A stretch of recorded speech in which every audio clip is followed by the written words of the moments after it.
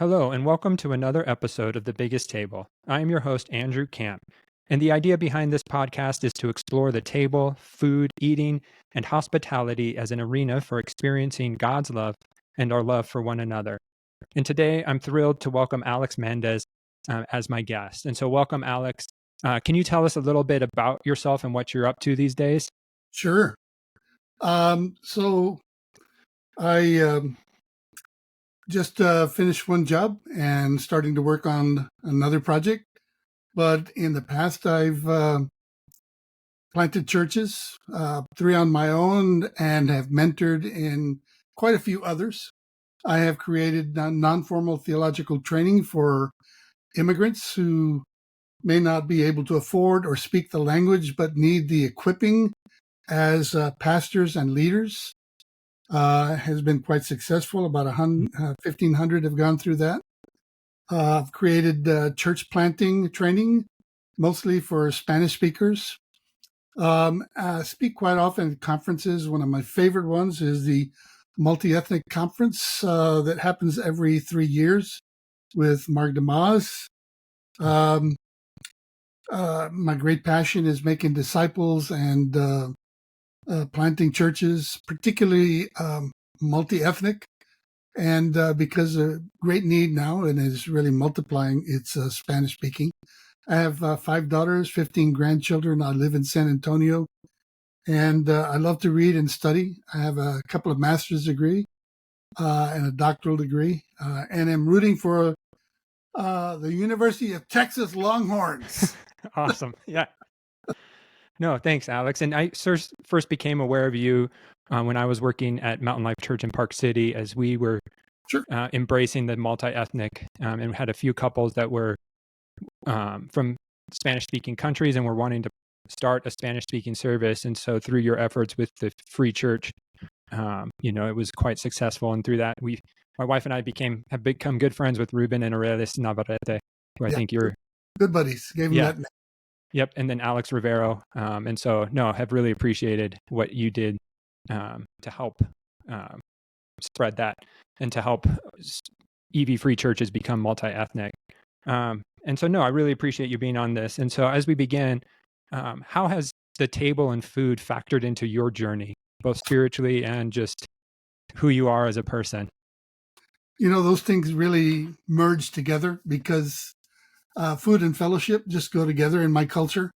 It's kind of I was raised in Laredo, and we never figured out portions. We just always made sure we had more than enough for the people that we knew we would invite at the last minute.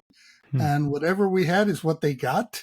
Or there was a tortilla and butter they could have over there.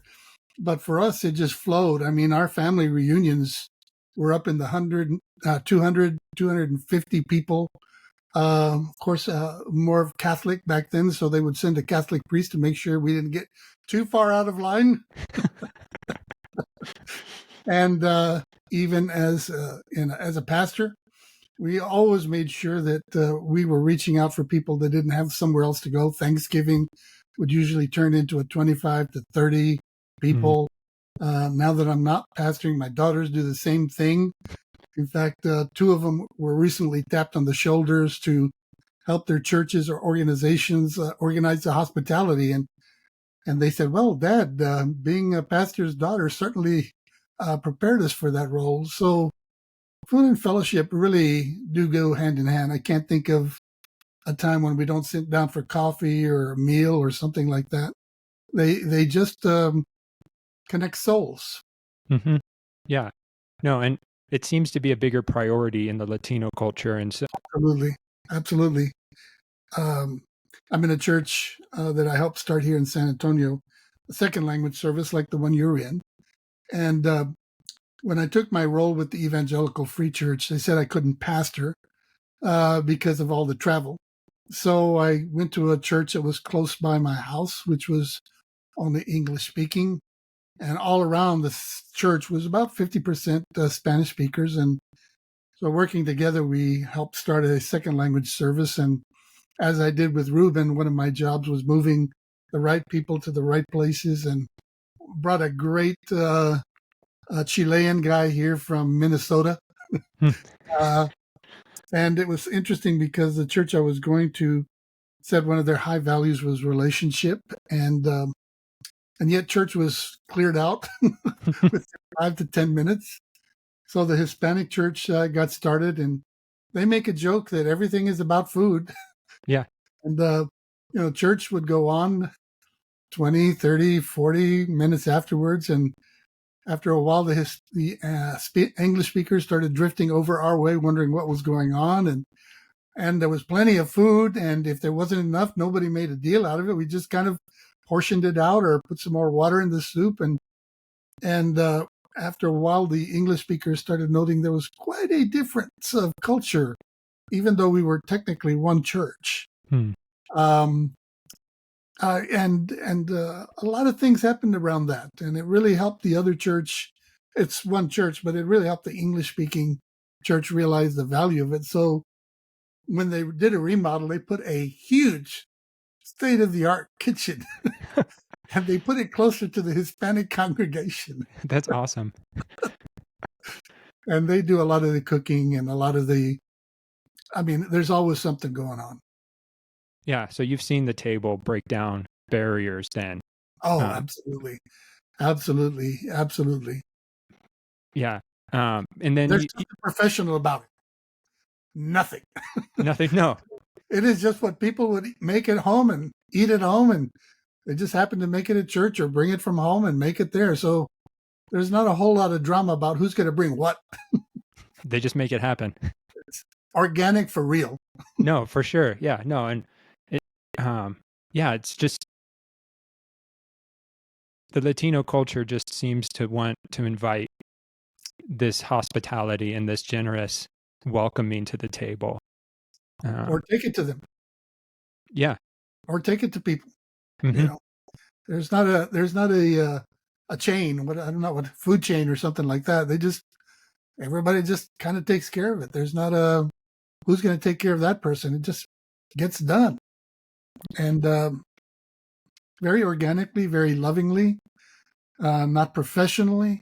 It's just like what an uncle or an aunt or a relative would take to another uncle or aunt that would take care of them. And it's not just the food.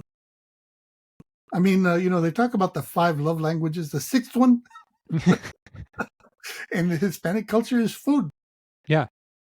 No. And that's beautiful. And I love how you're harder for me. I was the national director for Hispanic ministry, and everybody and their mother thought I should be eating their food.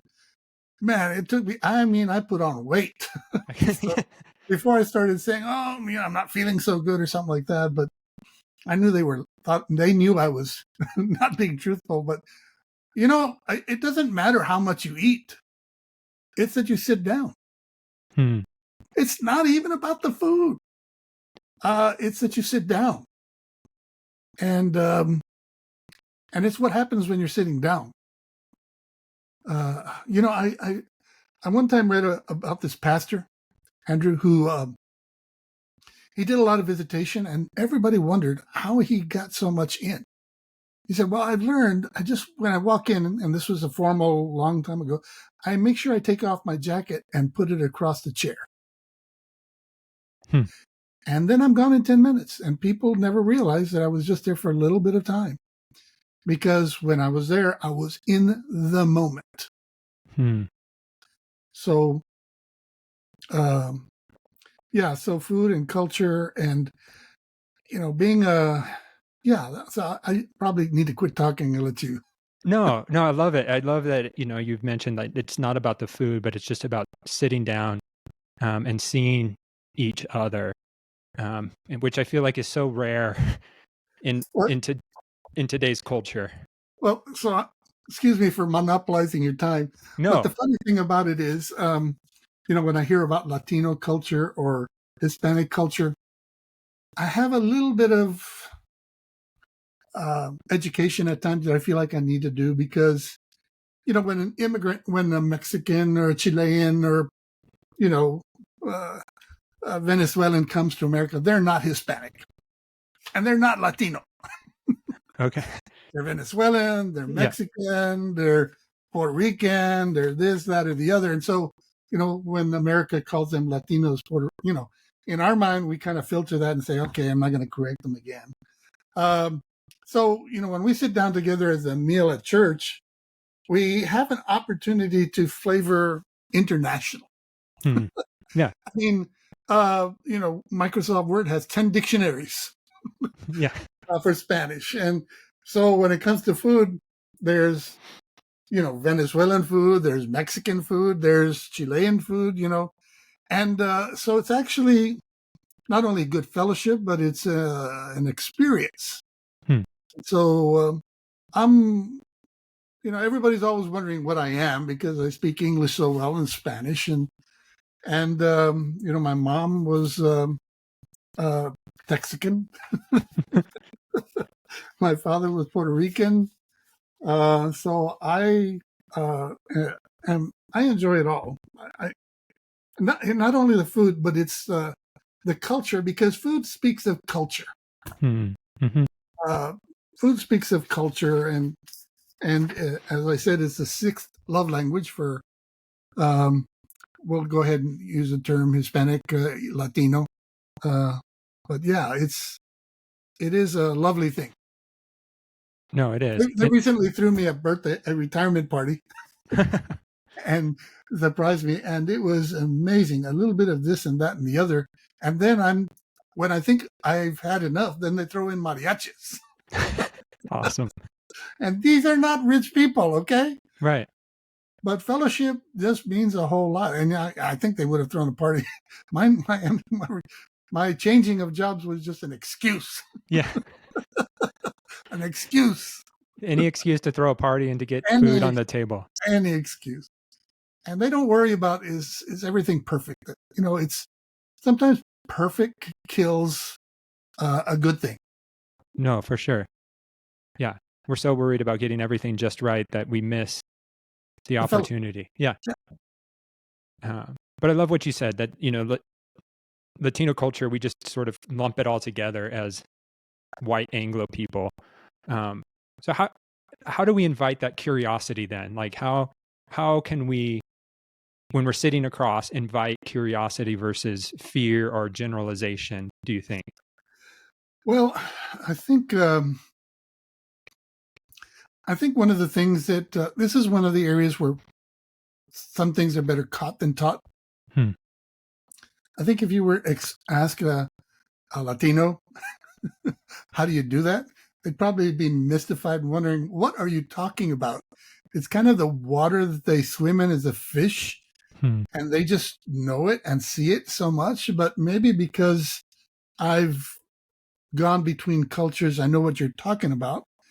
But maybe the best way to answer that would be remembering it's better caught than taught, was what I have mentioned before. When the English-speaking congregation started seeing the Spanish congregation, at first they would complain about the mess.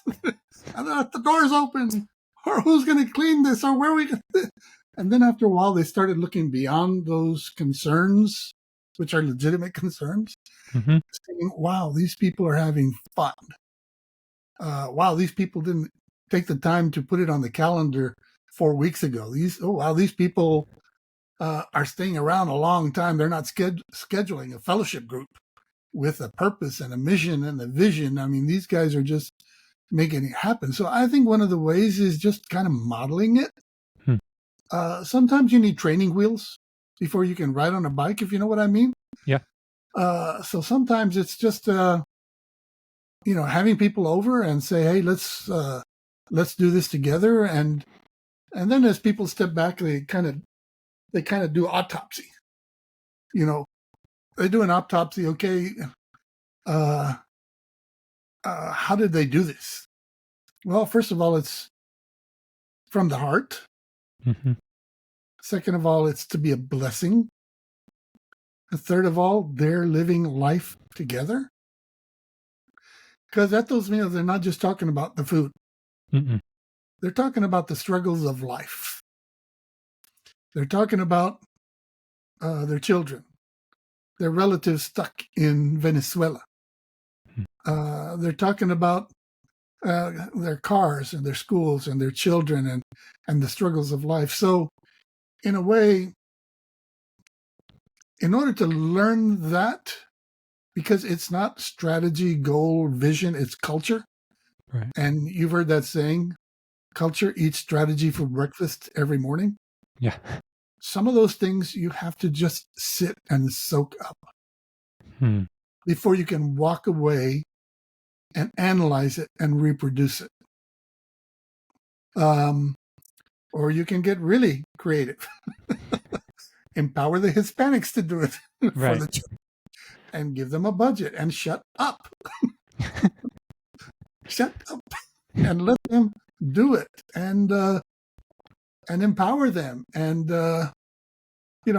so, I think it's just really one of those things where you can't just take apart and strategize and reproduce, because you'll do it wrong, because you won't get it from the heart.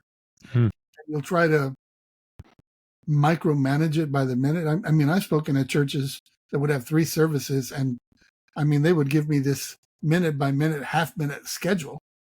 And when you're going to do something like fellowship with meal with Hispanics, the last thing you want to be worried about is when does it start and when does it finish? So we're actually talking about culture change.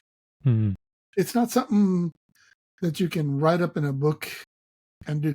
Now, I want to tell you, Hispanics aren't the only ones that have this as a cultural value. I mean, Hispanics and African Americans are so alike when it comes to that. In fact, one of the things that's really interesting, because social work background and cultural anthropologist sort of, I've been amazed how when I go to other cultures, there's a lot of similarity in their food. I mean, African Americans eat oxtail, and they have chitlings, and actually Hispanics have a lot of the same. I mean, they call it chitlings, we call it chicharrones. And they're both tasty. And they're both tasty, and half of the fun is just cooking it together. Yeah. So I think one of the hard parts about our majority culture is wanting to understand and reproduce before they've felt and appreciate it. And maybe in some ways it's better to empower or just bring the church over here and do it with us. But there's a lot of other cultures, and I would say that it's in Anglo culture also, English-speaking culture also. So, I've been around other families of our own that are just as welcoming, just as focused on food. So I think so much of what happens nowadays is people want to reproduce without really understanding or valuing, and I think it's in other cultures also. I mean, African American culture, it's step for step, just right there with Hispanics, and I have a feeling Asian cultures are the same thing. Yeah. So I think the part about reproducing it is making sure that people are really understanding the cultural rather than the food component. What's going on around the table, not being rushed, empowering other people to lead until you understand. You can't reproduce what you don't value and understand. Wow. Well, you can. You can. You may not get the same outcome. No. But it's that invitation to the table and letting them teach us as Anglos. Yeah, it's a strategy. I do, you watch. Yeah.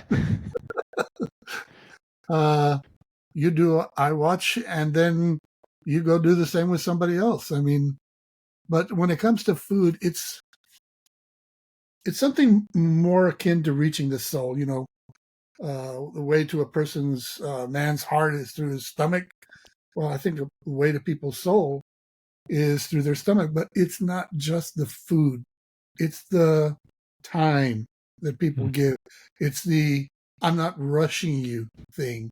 It's I've taken from my stuff and given to you, and I'm going to enjoy your stuff, and we'll sit down together, and you will have the Puerto Rican rice, and you can bring um, the chitlins, and heck, if there's not enough protein, or if there's not enough bread, or if there's not enough of this, that, or the other, at least we had a meal together that was good. So I have rarely seen. Okay, I may not see it all that they actually plan these things all out, and so yeah. So in fact, it kind of would scare me if it was too planned out. Right. Our Huh. church just celebrated their, I think it was the 9th anniversary, and they did something that was really, really weird. They hired a caterer. It was a street truck guy who did a great job when it came to the food. You could have thought that he was one of the relatives of somebody, but uh, and everybody was invited, and a lot of people from the English church came. So they overbought. They set out a lot of tables. So the culture part was the same, even though the food wasn't from them. Hmm. I really think it's about what's going on around the food and that people are giving than a lot of other things. I really, when people sit together, they're not looking at their watches. No. They're not. It's not a watch thing. It's yeah. Yeah, no, it's about everybody bringing a piece of who they are to this table. And the kids are everywhere. Right. I mean, there's not a babysitter. No. And some people's kids are sitting at other table with other people because their kids are there, and the people at that table are taking care of those kids. And there's a lot of co-parenting going on. There's a lot of So I think I guess I'm kind of rambling, but it's kind of exciting to me to think about it. No, it is. And there's sort of this beautiful chaos that ensues when cultures gather. I think that really, I mean, we're not expecting perfection. No. We would be very surprised if somebody would say, okay, we've been here 45 or 59 minutes and 59 seconds, time for everybody to go.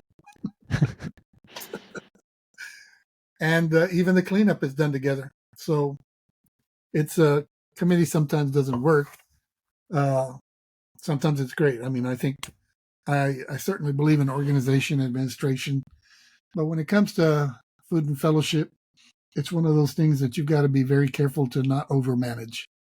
Yeah. Now, maybe in big churches, really, I mean, when we're talking about Hispanic churches, we're talking about 100, 200, 300. You start talking about large congregations. And it's a economy of scale kind of gets messed up. No, it does. Yeah. The bigger the crowd, the harder. Yeah. The harder it is. Yeah. In some respects. Doesn't mean it can't be done. It just means it's a different animal. It is. No.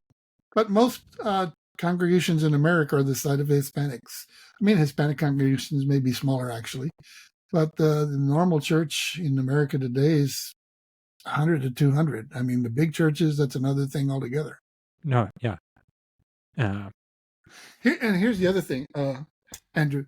It doesn't end at the table. A lot of conversations happen that kind of go into other things. I mean, I was having breakfast with a man today who's been having a horrible time with his car.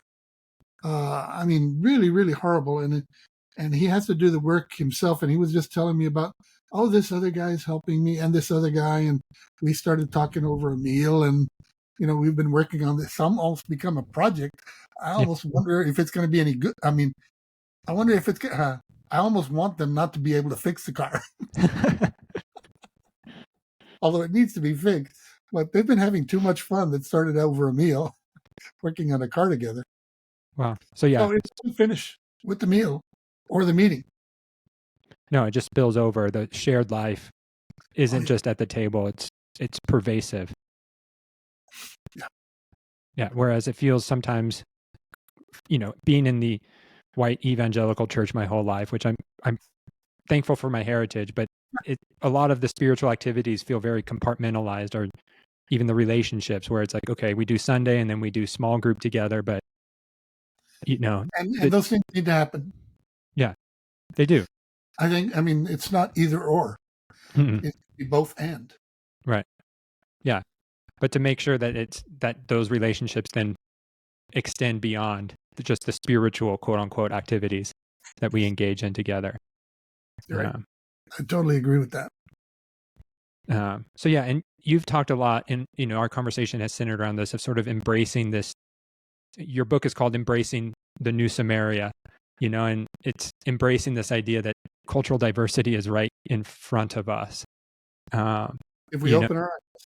Right. That's what the book started with. The woman at the well, where Jesus says, "Open your eyes and look on the harvest." Cultural diversity. Yeah. I'm sorry, I interrupted you. No, and it's great, and that's what we're faced with, this new reality, which I think is a beautiful reality. But it seems that some people want to capitalize more on the fear of this new reality versus the beauty and the embracing of it. And so how do we move towards the embracing of this reality? Well, I think it begins with the very beginning passage of the book, John chapter 4, open your eyes and look on the harvest. Sometimes the workers are in the harvest. America is going through major, major changes. And let me just call it move from Hispanic ministry to refugees, immigrants, ethnic groups, what I will call New Samaria. It's happening in the margins. So many of our churches, our neighborhoods are changing. Some churches get big, they sell their building and they move to the North 40. And then there's a bunch of churches, many, many churches that are neighborhoods are changing around them, and they drive into the neighborhood because they live outside the neighborhood. Some churches are deciding, well, I don't want to leave and I want to reach this neighborhood. So I think, Andrew, part of it is making that decision.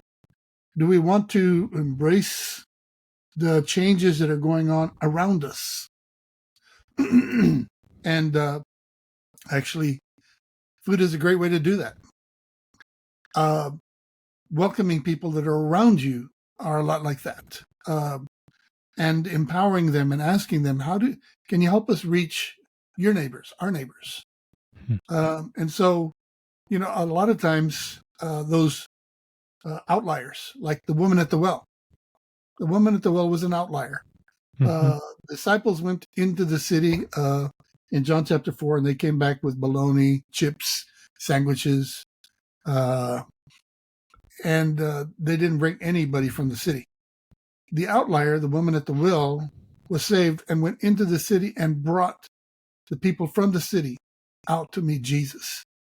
I think sometimes there's going to be outliers in our communities and that will go to churches and will be curious. And, I think if we made a concerted effort to make sure that our church, first of all, is headed in the right direction in terms of welcoming. Because a lot of times Samaritans have double consciousness.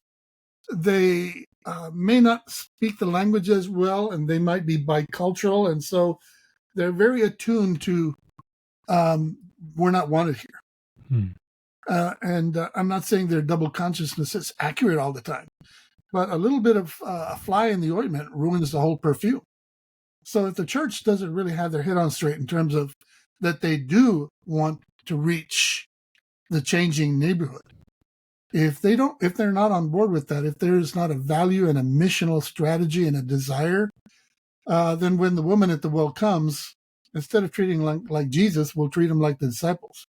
Why are you talking to her? Right. Yeah. And she returned the favor by saying, why are you talking to me? Right. Yeah. I mean, the missionary mentality is what Jesus said, hey, give me a drink. And she tries to rebuff him, and he says, well, I can give you eternal life. I mean, he wasn't going to be turned away. He kept on coming. And even though he made some culturally quote unquote faux pas, it just kept on going.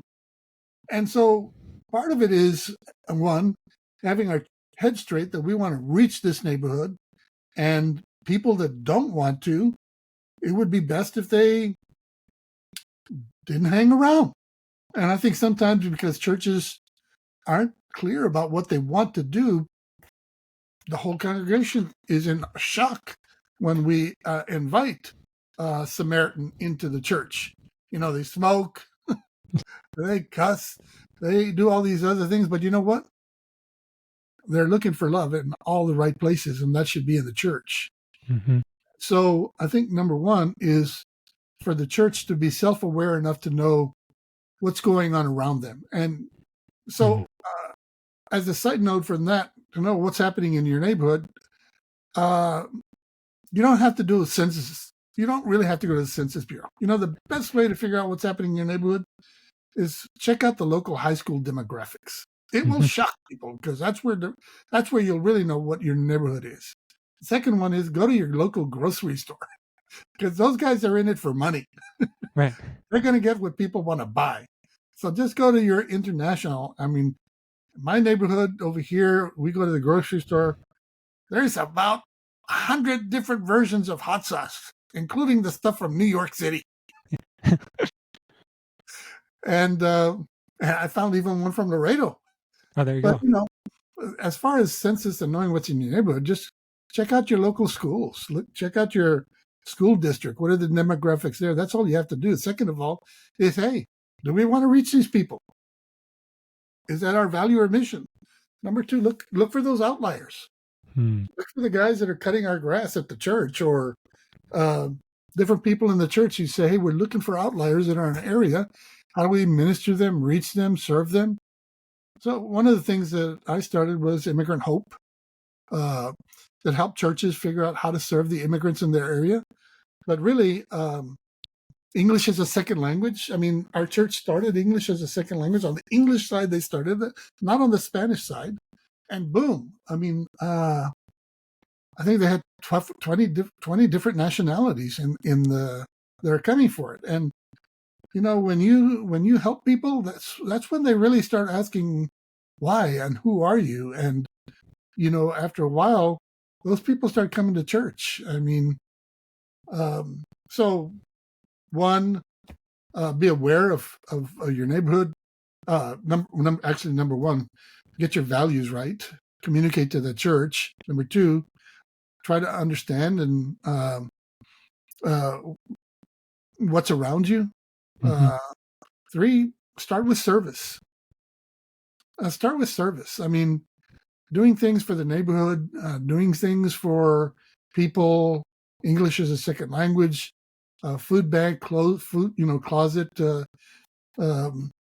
One church actually, there's all kinds of things you can do. And if I give you examples, I'll limit you. But there's so many different things. Somebody has written a book, I'm sure, about that. But basically, I think the three most important things are, is it a church value? Have we done a study of what it is and opened our eyes and looked, find those outliers? Some of them may even be already in the church. Some of them may be English-speaking folk that have connections with the outliers that are around us. And then you cultivate relationships. And fourth one, it's not going to be fast. I mean, it's not going to be fast. It will go at the speed of God. And, if God gives you a woman at the well who can bring a town load of people, so be it. But I think sometimes we're going to be tested. The church needs to be ready to test it. They need to know that you're really in it for them and understand they're the future. I mean, so many churches now, in those churches in the margin where, their people have left and some people are still driving in and they're down to a tenth of the size they used to be. Those people can be the future of the church. And, that might be scary for some people. We Scandinavians, we were in this neighborhood and we built this church. They can build their own church. Okay, they probably can. Or you can say, hey, everything we ever did, it can pass forward to other people who will reach other people. And these Latinos may reach other people who come in the neighborhood. So I think the church needs to have the mentality that this is God's church. Right. And what was done in the past doesn't need to end because different people are doing it. If they have the same doctrine, the same mission, the same vision, and if we've equipped them, resourced them, been around for them, then everything that we ever poured into that church can continue through those people that we equipped and reached. And they'll take care of us. No, and that's beautiful. I have one picture emblazed in my eyes of this church in Minneapolis. I won't say the name of the church. It was kind of a flagship forever and ever EFCA church. And their neighborhood changed. And they invited Hispanics to come to the church. And I have this beautiful picture of this elderly, sweet lady coming up the stairs and a Hispanic guy helping her up the steps, like if it was his mother. And just emblazoned in my mind. That's and it can be the other way around too. I mean, so just because we pass the church forward doesn't mean that we have to disappear. No. And in fact, we may actually become more enriched. Mentored. And yeah. Yeah, because that God's heart for the nations is, it starts it starts at the beginning and continues all through the end. And so God's heart has always been this multi-ethnic diversity that worships in every tongue. When the world sees that, when the world sees us as one, the world will be WON. Right. No, absolutely. Yeah, and it just, with so much divisiveness, I think are told that we're so different. If the church can embrace this oneness, I think people are longing for it and want to see something different than what we're told on cable news, whatever channel that may be. Yeah. What do you think is at the heart of that? What do you think is a major impediment? Forget about politics. Okay, you're asking the question, but I'm gonna try one on you. No, and I appreciate. What's the major impediment to this? I really think it's the fear of the unknown. We're comfortable with what we know. Nailed it. Fear. What's the opposite of fear? Love. Love casts out fear. I think what we have is a love deficit. And I think we need to really focus on that love, increasing our love. And as far as I'm concerned, love can be evangelistic. What did Jesus say in John 13, 34, and 35? A new commandment I give to you, that you love one another. By this, all men will know that you are my disciples. Love for me is not a noun, it's a verb. Right. And it is evangelistic. And it is very, very attractive. Absolutely. I think I circle back to the thing I asked. People need to ask, whose church is this? And what is his purpose? Yeah. So I mean, we start talking about food, and it is about that, but it's about sharing life. It's about showing what's important.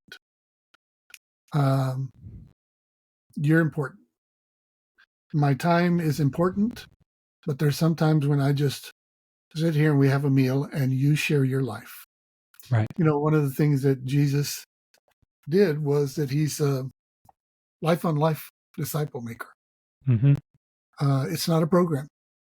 It's not a set of books, although those are all helpful. All of those are helpful.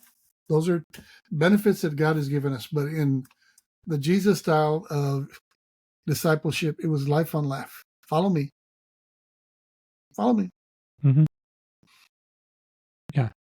And I think often I was talking to somebody this week and we were talking about this new project of mine, this podcast, and he was asking why the table. And we were trying to distill it down, and finally he was like, well, to you, Andrew, it seems that love is in the shape of a table. Like, you want to know what love is?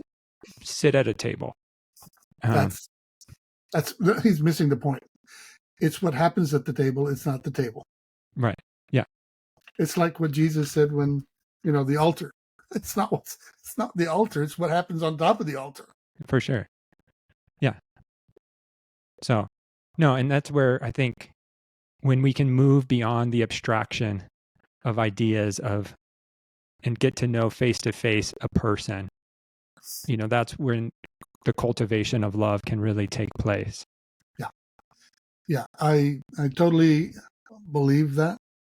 I mean, fellowship isn't brick and mortar. I had the opportunity to go to Turkey, and I visited the 7 churches. And when I got to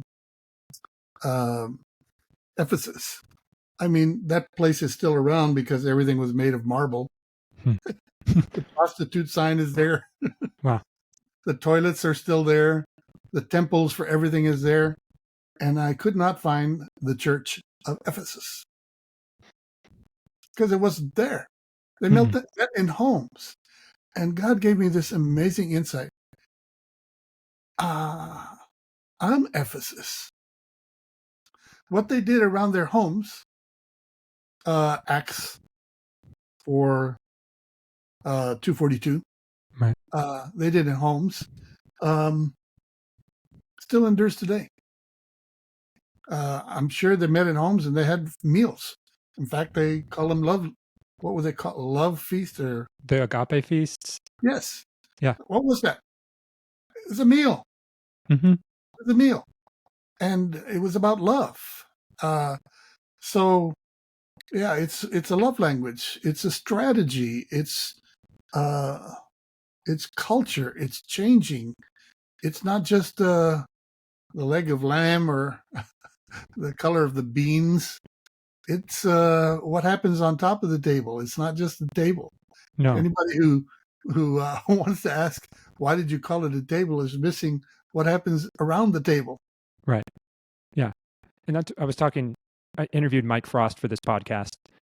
He's a missiologist from Australia, but he was talking about just the love feasts and how they were different to Roman times because everyone was welcome. There wasn't a divisiveness. There wasn't you're not of the same class. It was where they modeled Paul's admonition to us in Galatians 3:28, where there's neither male nor female, slave nor free, Greek nor Jew. We're all one in Christ. And I think that's what was the beauty that the early church modeled for us. And he mentions that that's what turned Rome upside down. Yeah. It wasn't politics. It wasn't influencing politics. It was just small acts of love around a table and demonstrating something countercultural. The interesting thing, now that you mentioned it starts off with small acts around the table. But if you're talking about Rome and the first 3 centuries, Rodney Stark's book, talking about the rise of Christianity, talked about acts of service during the plagues. Right. So in reality, what happens around the table gets amplified to around the neighborhood. Mm-hmm. What happens around the table gets amplified around the neighborhood. And that gets amplified around the world. And that's a point that Rodney Stark made. He said how Christians behaved during the plagues made Christianity the world religion. It starts for me around the table. Yeah, because what we practice together is who we become. Say that again? When what we're doing around the table when no one's watching. Right. It's amplified in the neighborhood. One of the things that I wrote in the book is I call it the GC3. The Great Commandment plus the Great Commission should result in the Great Community. When we love people, the Great Commandment, added to the Great Commission, which is to make disciples, should result in the Great Community. And what I mean by community is not just the people in the church, but the people outside of the church. I think about that passage in Corinthians, 2 Corinthians, that we are the aroma of Christ to those who are perishing and those who are saved. I mean, the great commandment of love plus the great commission of making disciples should result in a great community. It can't end around the table. No. It cannot end around the table, because then it's just a fraternity, a sorority. We can do that anywhere. Right. So the table's got to be the beginning point. Right. And where we take that table to all the nations, Right. and then not even just take our table, but then go as guests into culture, not as experts, but as learners and curious people. Right. So when I hear your title is about the table, for me, I don't get stuck on the table. We could eat on the floor. Right. It's Yeah. what happens around. Mm-hmm. What happens not only around the table, but outside after the table. It's kind of like the sermon. The sermon is casting vision and values. And then what happens after that? This table is the same way. I mean, the Lord's Supper is a table. It wasn't meant just for us to eat those elements and say, wipe my mouth and say, what's next? It's to be pointing us to proclaim Christ. Same way with this table. It's not just about the color of the beans. It's about doing life on life together. For me, that's part of discipleship. Right. And then what do we do after the table? If that's all it is, I can find other places where there's better food. Right. No, absolutely.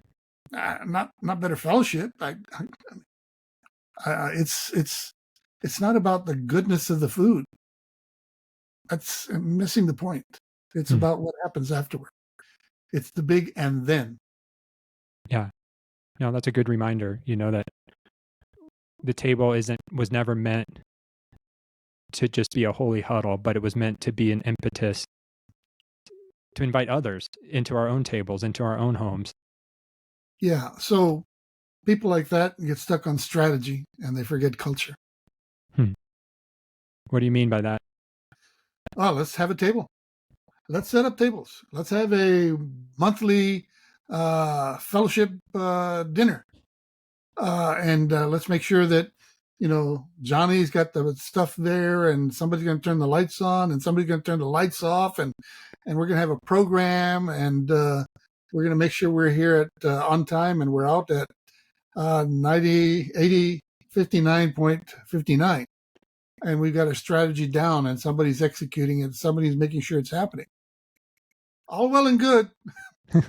But what happens afterwards?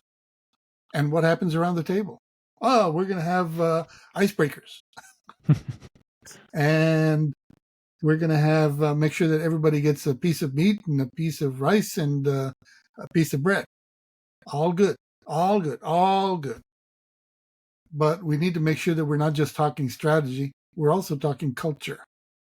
And that's where we're talking about the outcome, not just the income.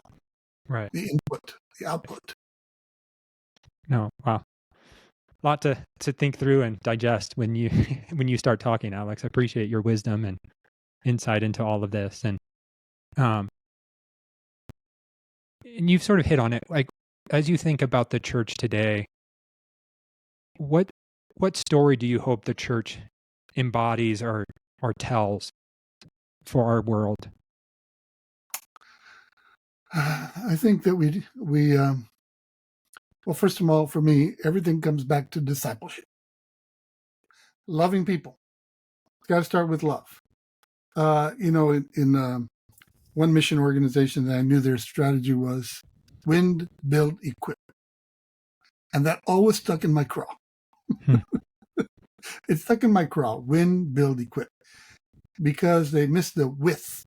When Jesus called people, it was to be with him. So win, build, equip, without the with, for me, smacks of a strategy that doesn't connect to people's hearts and souls. Maybe they intended it, maybe they meant it. But for me, I think it is not wrong for me to think strategy on making disciples, the GC3. Mm-hmm. It's not wrong to know the outcome. Covey says, think of the end from the beginning. I think that's wonderful. I think that should be done. But I think it's important that we have that whatever we're doing, including the table, it has a purpose and an end. And for me, the table talks about the with, and so the table, particularly as a strategy for reaching our neighbors, is wonderful. I mean, who doesn't want a free meal? Right. Who doesn't want a friend that will listen? Mm-hmm. Who doesn't want me to, have an opportunity to invite my friends? So I think particularly now I'm speaking about ministry in the margins. I'm speaking particularly in those areas that are in transition in America, where churches that are already there, churches that are already paid for, churches that, that are on their last leg, so to speak. And that's a lot of churches, I think they need to be thinking strategically about how do we engage the neighborhood. And so for me, it's not just to give them the church. I mean, you give them a church, they can turn around and sell it and buy something else. I think what we need to do is invest ourselves in the future. And in that future are ethnics and immigrants. And if you want to reach them, strategy includes culture. And so I'm thankful for all the big churches and all the strategy, all the training. God bless them. That's wonderful. But I'm going to tell you what, Jesus works in the margins. Mm. And these churches are in the margins. Both churches are in the margins. The ones that have completed their mission, and those who are looking for a place where they can do what God wanted them to do. And the marriage of those two. So when you ask me, what do I see? What do I want? I want our churches who are in those margins to realize God's not done with them. There's still tons they can do. And so, we need to, I really thought about the title of the book, maybe Passing the Church Forward. Passing the church forward intentionally. Passing the church forward, looking around and understanding the communities are changing around us. Passing the church forward by investing my time, now that I'm retired, or I'm not retired, I'm just going to do another thing. It's really realizing everything we've ever done as a church doesn't end. We can just pass the church forward by giving it to the next group of people. And I'm not just saying give it to them because they're there. I'm saying investing ourselves in their lives. Mm-hmm. It's being with. And doing it with them. Mm-hmm. And then them taking it on and doing it. And not leaving the church, but saying, hey, I'm going to hang around and I'll be an advisor. I'll be a counselor. I'll be a mentor. Whatever. So for me, I think the biggest, most exciting things that are happening in the margins.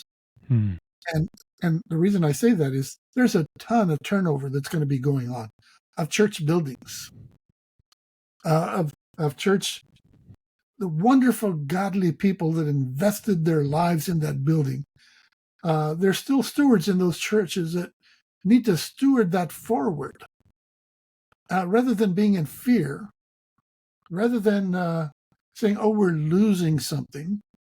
We need to realize that, it's not lost until we say it's over and we sell it. Right. Yeah. Recently, I guess because I'm retired, I've been thinking about, retirement income and stuff like that. And the last few weeks, not that I have a ton of money, but bonds and stuff like that, stocks didn't do very good. Not that I have that much, but I started realizing, well, I don't really lose unless I sell. Right. Low, I lost. Yeah. But what if I don't sell? What if I just hang on to it? And what if those churches aren't sold? They're just held on to, and they're just reinvested. I think that's probably the number one biggest thing that gets me jazzed up and concerned is people getting over the fear and the loss and realizing there's no loss until we give up. Hmm. We need to pass it forward. And Right. that doesn't happen by just giving somebody a building. That means we invest in those that are the future. Yeah. And we look outside and we look towards the margins. Exactly. And I'm telling you right now, meals around a table are one of the greatest ways to connect with people. Yeah. Absolutely. Wow. Well, thank you so much for your wisdom, your insight. And as we wrap up, I'd like to just ask a few sort of fun questions in rapid fire. Just Uh-oh. since we've been talking about food, what's one food you refuse to eat? Lutefisk.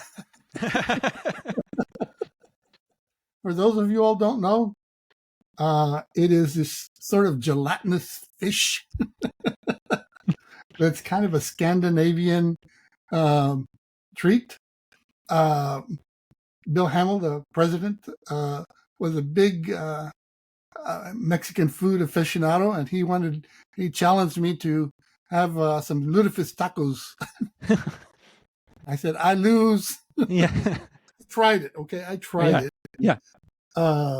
Maybe if I'd had some hot sauce, Mm-hmm. Yeah. I could have sanctified it. Right. Lutefisk. Yeah. So yeah, salsa covers a multitude of sins. So then on the other end of the spectrum, what's one of the best things you have ever eaten? Mole. Mole. Mole.